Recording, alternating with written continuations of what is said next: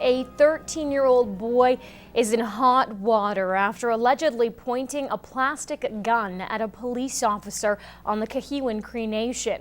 But this wasn't any toy gun. Officers say it looked like the real thing, and now charges are being considered against the teen. Clayton Brown has the details.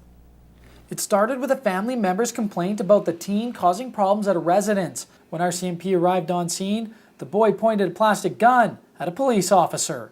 He took the necessary measures. He drew his sidearm and obviously gave some pretty direct commands to the child to drop the weapon, and eventually the child complied. It turned out the weapon was just a toy, but RCMP say it looks very similar to a Beretta handgun, and under the circumstances, they say the officer followed all the appropriate measures. That's not unusual for some of the new handguns that we are seeing out there. To have a different color from top and bottom is not unusual. So depending on the range and the distance and the ability to really have a good look at it, it could resemble a real firearm.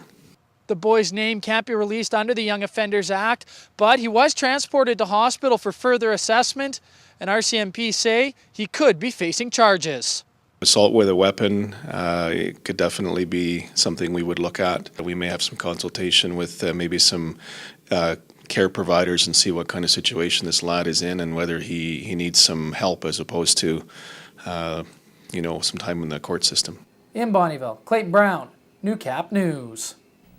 A Cold Lake man is dead following a crash on Highway 28. The same stretch of road the city's mayor is calling on the province to twin for safety.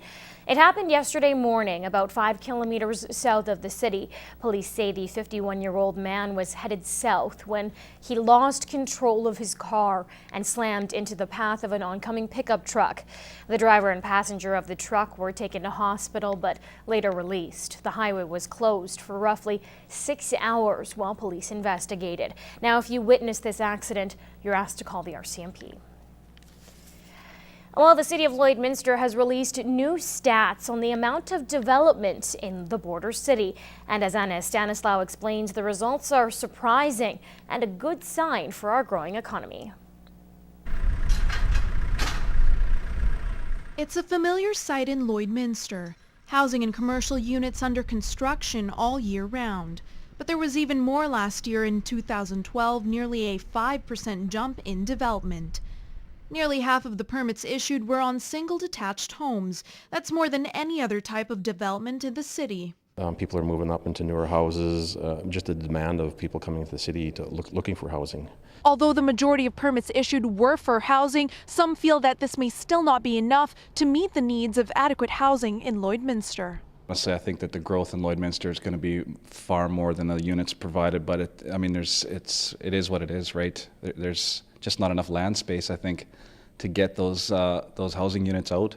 But the city is planning for the future and how housing can expand. Well, that's part of our, our future growth plans is definitely how much commercial we need, how much industrial we need, how much residential we need. The increased number of building permits is also a sign of our booming economy, but will take a toll on construction companies who are already understaffed. Manpower is going to be an issue, but a lot of the companies around town have been tackling this issue for a while now and have found different ways through immigration and some other ways to get that manpower. Anna Stanislaw, Newcap News.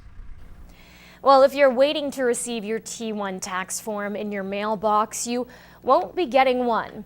The Canadian Revenue Agency will no longer automatically mail out the forms. The CRA says you may download a printable version of the T1 general tax form from their website. If you prefer a hard copy, you can pick up one at your local Service Canada or post office.